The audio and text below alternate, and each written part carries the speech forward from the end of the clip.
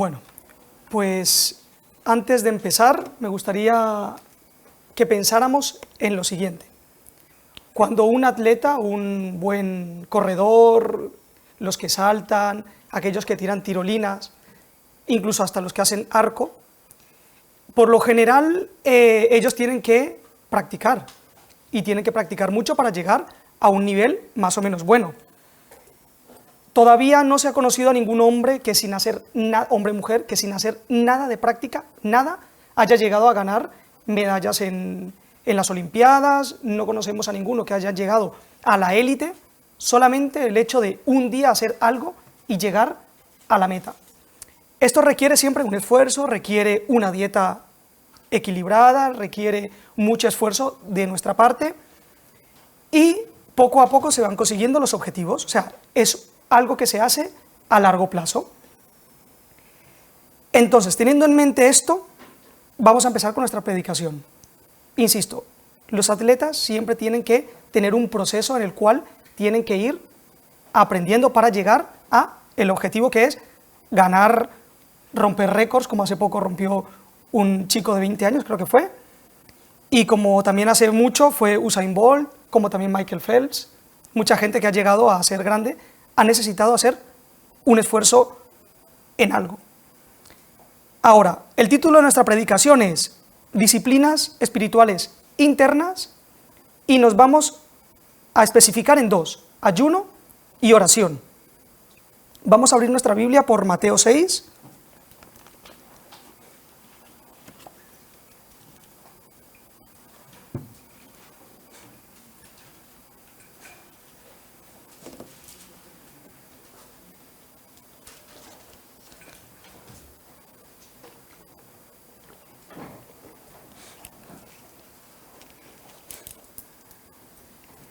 Mateo 6, del 5 al 18.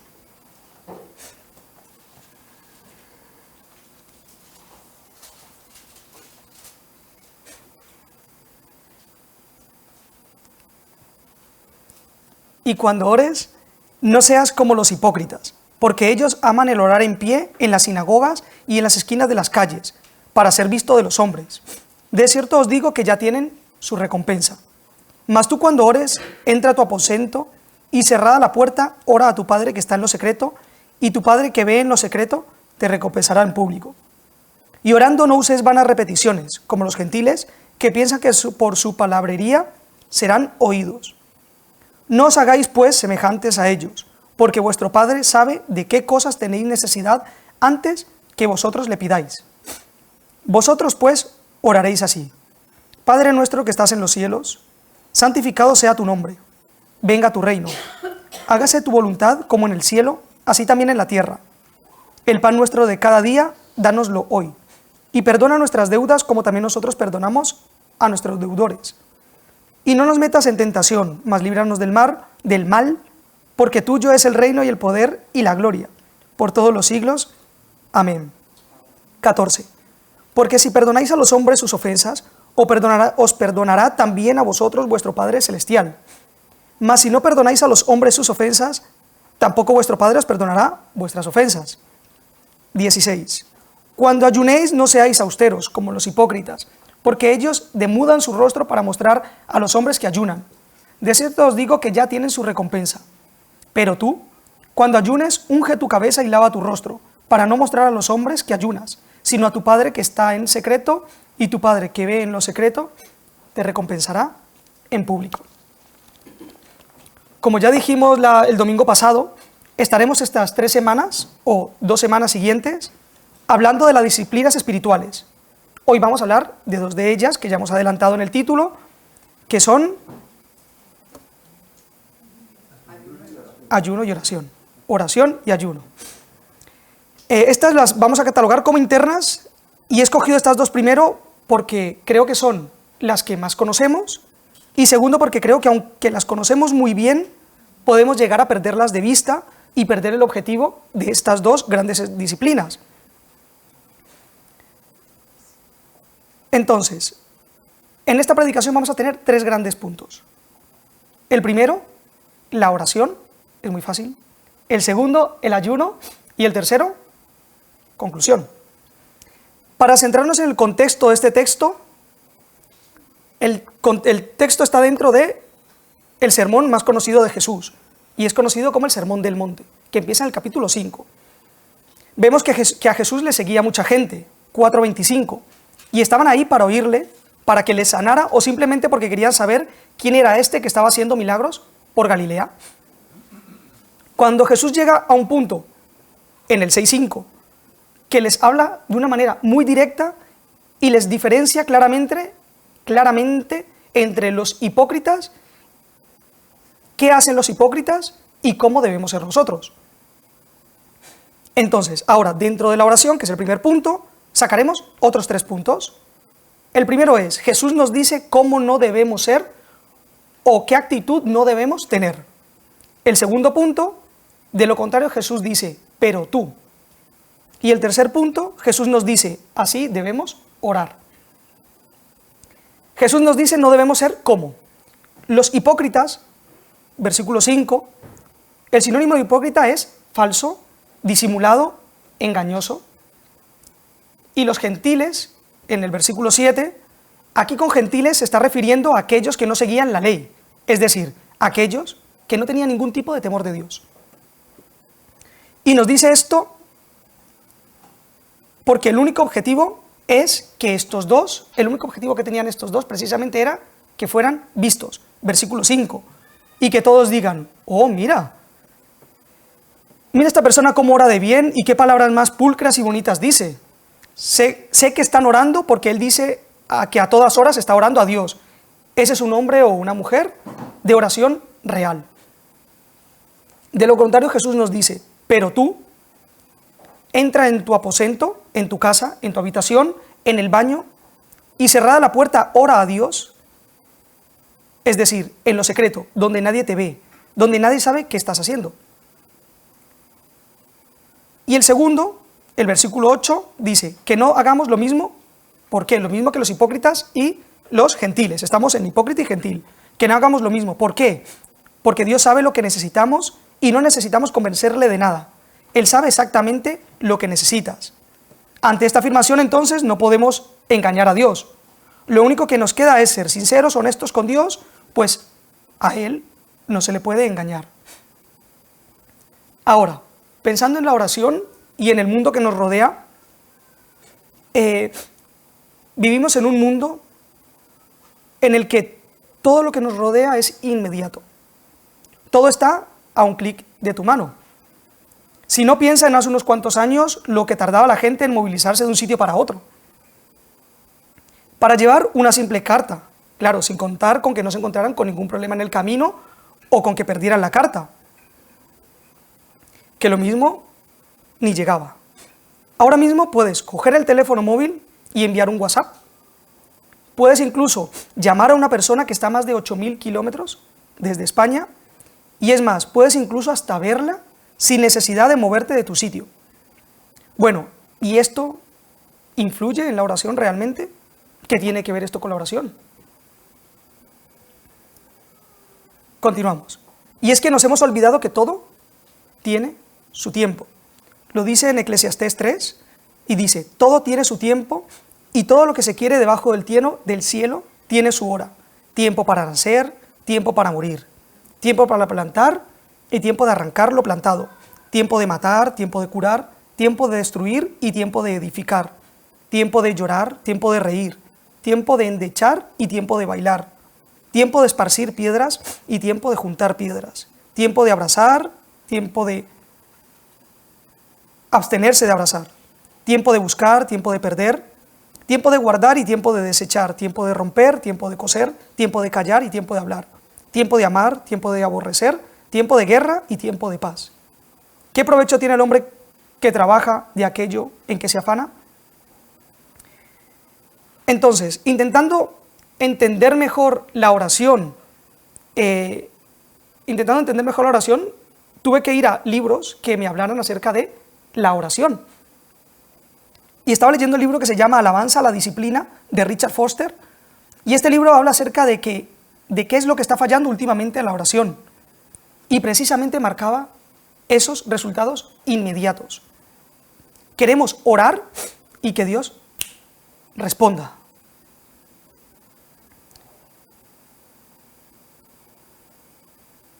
Queremos orar y que Dios responda de una manera sobrenatural, sin antes poner las prioridades en orden, sin antes decirle, Señor, ¿qué es lo que tú quieres? Sin antes entender que si no dejamos guiarnos por Él, nuestras oraciones estarán solo llenas de egoísmo, de prepotencia, llenas de llenarme el bolsillo de bendiciones, pero eso sí, nada de pasar tiempo con Dios. Y sé que puede sonar un tanto duro, pero estamos viviendo un momento en el que la oración brilla por su ausencia, en el que esperamos que Dios haga grandes milagros, pero nuestra comunicación con Él está rota. Yo no sé mucho de coches, yo soy más de fútbol, pero se me venía a la mente mientras leía esto, la comunicación que hay entre un piloto y un copiloto de rallies. Y estaba buscando en internet la comunicación o las dos cosas, y encontré en blogbase.net el siguiente definición de copiloto. Su papel es muy importante, podríamos decir que hasta imprescindible, para los pilotos de rallies. Estamos hablando del copiloto. Mientras que el piloto se limita solo a conducir, el copiloto se encarga de todo lo demás. Esto es, conocer el trazado del circuito, no de memoria como hacen los pilotos de Fórmula 1, sino a través de hojas de ruta e ir cantándole al piloto por dónde tiene que ir. Desde el 2010, su papel ha adquirido más importancia, ya que los puntos escondidos son más difíciles de encontrar. Es decir, hay puntos en el circuito donde si pasas antes de tiempo, coges más puntos para al final ganar. Hasta entonces se les decía a los copilotos, se les decía con 3 kilómetros de antelación. Ahora se les dice con 800 metros. Es decir, velocidad, curvas, 800 metros, te tienes que conocer bien el copiloto por dónde va, si no, esto puede terminar en desastre. Además, los copilotos de rally son los que se encargan de controlar el tiempo de los tramos de carretera cronometrados y en los tramos con tiempos prefijados. Por todas estas cosas tiene la autoridad literal de controlar al piloto, como si este fuera un personaje de un videojuego. Ahora, una vez leído esto y una vez pensado en la oración, imaginémonos que de repente el piloto le dice a su copiloto, bueno, ahora soy yo el que va a decidir por dónde vamos a ir y tú ciñete a lo que yo te digo. Me imagino que por la velocidad que van y por los caminos que muchas veces tienen que recorrer, que eso no acabaría nada bien. Ni para el piloto y obviamente ni para el copiloto. Pero claro, si el piloto no se conoce la carretera, ¿cómo puede saber qué habrá después de la siguiente curva? Desgraciadamente, esta es la clase de piloto que somos nosotros. Queremos tomar las riendas de nuestra vida cuando ni siquiera sabemos si el que está predicando se tirará 2 minutos más o se tirará 2 horas más predicando. Entonces, estamos en la oración.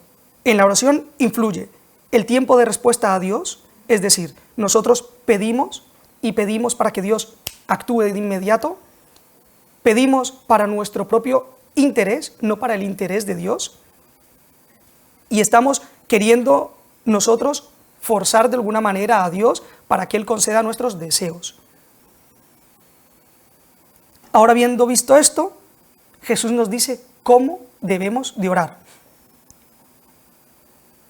Primero, reconocer quién es Dios.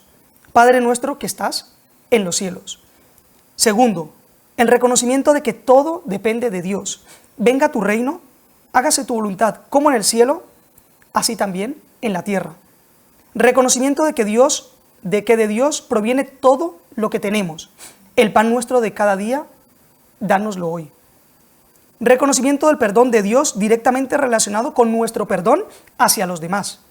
Y perdona nuestras deudas como nosotros también perdonamos a nuestros deudores.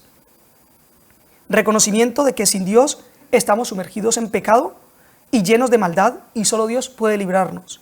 Y no nos metas en tentación, mas líbranos del mal. Y termina con el reconocimiento supremo de Dios, porque tuyo es el reino, el poder, la gloria por todos los siglos. Amén. Así dice Jesús que de esta manera debemos de orar. En esta oración, lo único que yo encuentro que podría ser algo mínimamente de pedirle a Dios que haga algo por nosotros, sería el pan nuestro de cada día, dárnoslo hoy. Pero se lo está pidiendo a Dios, entendiendo que Dios es el que tiene todo. Esta es la diferencia de la oración que Jesús nos marcó, a la que muchas veces nosotros, yo el primero, oramos. Así debemos orar, pensando en que nada depende de nosotros, todo depende de Dios y es Él el que dirige desde el minuto 0,0 hasta el minuto infinito, si se puede llamar de esa manera. Entonces, oramos con el objetivo de que Dios nos responda a nuestras oraciones, pero nuestras oraciones tienen que ir en sintonía con Dios. De esa manera quitaremos todo nuestro orgullo, todo nuestro egoísmo y no intentaremos llenarnos a nosotros mismos, sino darle la gloria a Dios, reconocer quién es Él. La siguiente disciplina espiritual, pasamos al segundo punto, es el ayuno. Y este solamente tiene 2 puntos. Uno es lo que no es ayunar y otro lo que significa ayunar. Para el siguiente punto no explicaremos qué es ser austero e hipócritas, porque ese tema ya lo hemos tratado en el punto anterior. Vamos a ver qué dice Jesús acerca del ayuno y luego trataremos qué es el ayuno, cómo se debe hacer el ayuno y cómo es un buen ayuno. Para empezar, aunque parezca lógico, primero tendremos que saber qué significa ayuno. Ayuno significa, según la RAE, abstenerse total o parcialmente de comida o bebida. Está claro que el ayuno es abstenerse de comer o beber, pero ¿realmente es solamente abstenerse de comer y beber? ¿Tiene algún tipo de implicación más allá de dejar de ingerir alimentos? Buscando cuántas veces salía en la Biblia el ayuno, me di cuenta que salía 70 veces el ayuno en la Biblia. Tanto en el Antiguo como en el Nuevo Testamento. Tanto de una persona como hasta incluso un pueblo entero orando. Como pasó en el caso de Esther.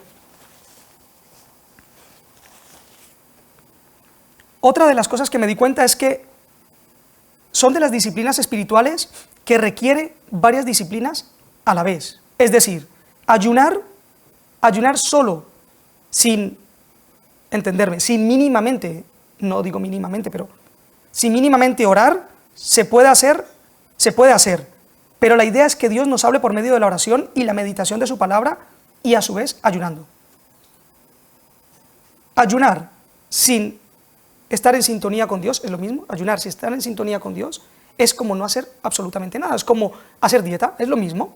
Eso no es ayunar. Lo que no es ayunar. Cuando ayunéis, no seáis austeros como los hipócritas, porque ellos demudan su rostro para mostrar a los hombres que ayunan.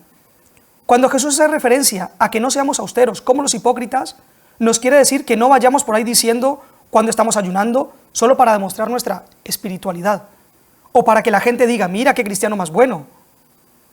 Al revés, Jesús nos dice que nadie sepa lo que estamos haciendo. No quiere decir que tu marido o tu mujer o tus hijos no lo sepan, sino que no se vaya por ahí pregonando lo que estás haciendo. Al leer información acerca de esta disciplina espiritual, me di cuenta de un error que es muy común entre nosotros y la gente que suele ayunar. Y es que buscan a veces sin darse cuenta, y esto es muy común, buscamos a veces sin darnos cuenta torcer el brazo de Dios para que termine haciendo aquello que nosotros deseamos, como el genio de la lámpara de Aladín. Aquellos que nosotros deseamos, cogemos, frotamos la lámpara, sale el genio, ¡pum!, 3 deseos. ¡Oh, genial! Ya he conseguido lo que quería en el ayuno. Mucha gente se cree que por ayunar más veces podrá hacer frotar esa lámpara o frotará esa lámpara y saldrá el genio y dirá, listo, te concedo 3 deseos. Otro de los errores más comunes es dejar de ingerir alimentos sin más como una forma de adelgazar. Y bueno, ya que estoy aprovechando, pues ayuno de vez en cuando y así le pido a Dios que también me ayude y que tenga un buen tipín. Otro error es que este tiempo luego se emplea para buscar Otro error es que ese tiempo luego no se emplea para buscar más la dirección de Dios, sino que ocupamos ese tiempo para cualquier otra cosa con el objetivo de distraer el estómago que te está pidiendo a gritos o a rugidos, que tiene hambre y desea ser saciado. Cualquier objetivo, por muy bueno que parezca y muy decente que se nos muestre, si no es buscar la voluntad de Dios en tu vida o en una situación, no es ayunar correctamente. El segundo punto sería lo que sí es ayunar. Pero tú, cuando ayunes, unge tu cabeza y lava tu rostro, para no mostrar a los hombres que ayunas, sino tu Padre que está en lo secreto. El objetivo es que Dios sea el que reciba aquel ayuno de una manera sana, lejos del egoísmo, lejos de la palabrería de otra gente. El verdadero ayuno primero tiene que venir de Dios. Él es el que siempre tiene la iniciativa. Él es el que sabe por qué quiere que ayunemos. Cuando realmente entiendes de Dios que es el momento de ayunar, aunque te da hambre y evidentemente es algo natural, sientes el deseo ferviente de orar, leer y de tener momentos de adoración, con el mismo objetivo que hemos dicho anterior, de que sea el Dios el que nos hable y nos guíe. La gente que ha ayunado alguna vez sabrá que casi siempre se va con una duda, una inquietud o un deseo tan grande que necesita una confirmación por parte de Dios. Y estoy seguro que muchas veces Dios no responde como nosotros pensamos que debería responder. Nosotros tenemos un objetivo en la mente y decimos, bueno, Señor, voy a orar por mi cambio de trabajo. Un ejemplo, voy a orar por mi cambio de trabajo. Entonces nosotros pensamos que Dios nos va a contestar con una voz audible y nos va a decir, cambia de trabajo porque te espera uno mejor, que vas a cobrar 3.000 euros y te voy a poner en una posición más elevada. Eso es lo que nosotros queremos que Dios nos dijera. Pero a lo mejor nos coge Dios y nos dice, pues quédate en ese trabajo con 900 euros. ¿Estaremos dispuestos a aceptar lo que Dios nos diga? Porque muchas veces vamos con un objetivo y Dios nos cambia el objetivo y nos dice, ese no es, mi objetivo es otro.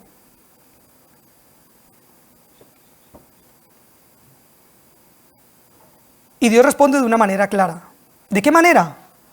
Yo no sé, pero Dios sí sabe cómo decírtelo y te lo dirá de una manera que tú y Él entendáis a la perfección.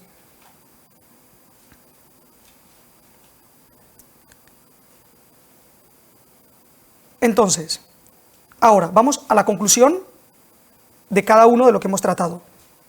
Vamos a poner ejemplos en la Biblia de personas que hayan practicado la oración, en este caso. Moisés practicó la oración, está en Éxodo 32, 11 al 14, David, Salmo 5, 3, Samuel, Primera de Samuel 8, 6, Daniel, sabemos que oraba 3 veces al día, y el propio Jesús, Mateo 14, 23. Mateo 14, 23 dice, después de despedir a la multitud, subí al monte a solas para orar, y al anochecer estaba allí solo. En el ministerio de Jesús, la oración fue clave en cualquier momento que Él atravesara.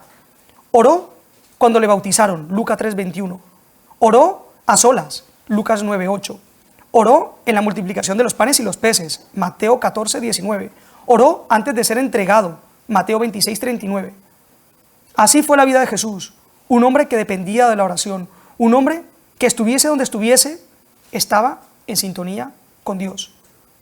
Un hombre que se preocupaba por hacer la voluntad del Padre por encima de la suya. Un hombre que entregó, como dijimos el domingo pasado, todo por amor. Gente en la Biblia que haya practicado el ayuno. Moisés, Deuteronomio 9:9.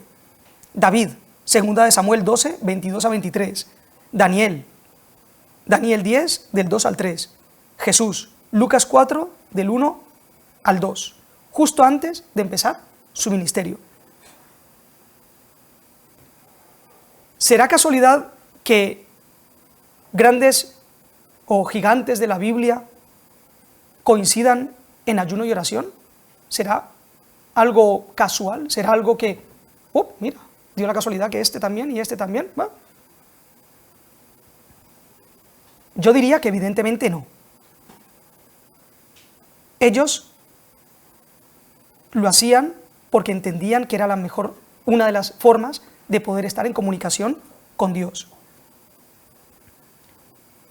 Pero no solamente hacían eso, por ejemplo, David también cantaba salmos a Dios, es decir, adoraba también a Dios. Y esa es otra de las disciplinas que ya trataremos. Lo que me les llama la atención es, ¿por qué esta gente que eran de carne y hueso, como tú y como yo, consiguieron cambiar parte de esa historia? ¿Será que ellos sabían algo que nosotros ignoramos hoy en día? ¿Eran ellos más santos que nosotros? ¿Tendrían una vida poco ocupada y no como nosotros, que estamos muy ajetreados? Estas preguntas yo creo que se responden con una sola respuesta, y es: eran igual que nosotros. La diferencia es que ellos le creyeron a Dios e hicieron muchas locuras desde el punto de vista humano, pero hicieron lo correcto ante los ojos de Dios. Jesús mismo ayunó antes de empezar su ministerio.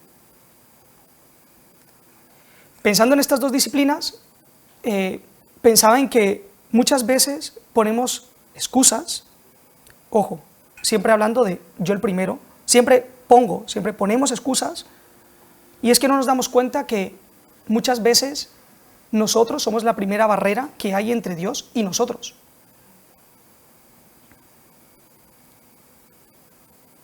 Y me gustaría hacer una pregunta que cada uno se contestara para sí mismo. ¿Cuándo ha sido la última vez que has apartado un tiempo para estar a solas con Dios?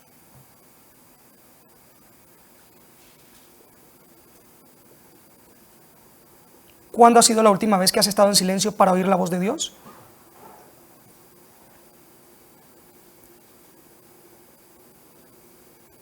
Si nuestra respuesta es hace mucho tiempo, hoy es un buen momento para empezarlas, para retomarlas y empezar de nuevo. Hoy, no mañana. Dios está esperando a que vayamos a Él en oración o en ayuno y le digamos: Señor, quiero que tu voluntad se cumpla en mi vida. Quiero que seas la guía de mi vida y que seas el que gobierne cada decisión, cada pensamiento y cada palabra que salga de mi boca, para que yo pueda entregarte mi vida al 100%. Dios quiere gente que esté dispuesta a hacer su voluntad por encima de la suya propia. Gente que esté dispuesta a dar pasos de fe, solo porque Él lo pide.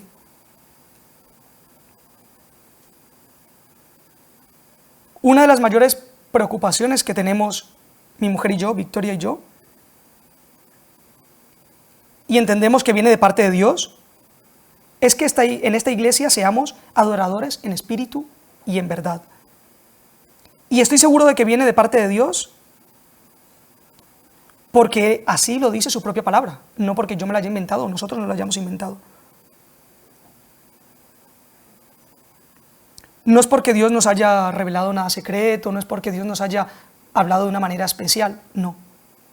Lo podemos ver en la Biblia, lo podemos ver en Juan 4, del 23 al 24. Mas la hora viene y ahora es, cuando los verdaderos adoradores adorarán al Padre en espíritu y en verdad. Porque también el Padre tales adoradores busca, que le adoren. Dios es espíritu, y los que le adoran en espíritu y en verdad, es necesario que le adoren. No nos ha declarado nada nuevo, no nos ha dicho nada nuevo, no nos ha dado el kit de la cuestión. El kit de la cuestión está en la Biblia. Dios está buscando gente que esté dispuesta a dejarlo todo por Él. Gente que su único anhelo, deseo, su único sueño sea el que Dios quiere para sus vidas.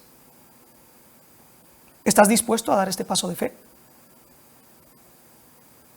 ¿Estás dispuesto a dar este paso de fe y hoy mismo empezar con una vida dirigida solo y únicamente para Dios? Esperando a que vayamos a Él en oración,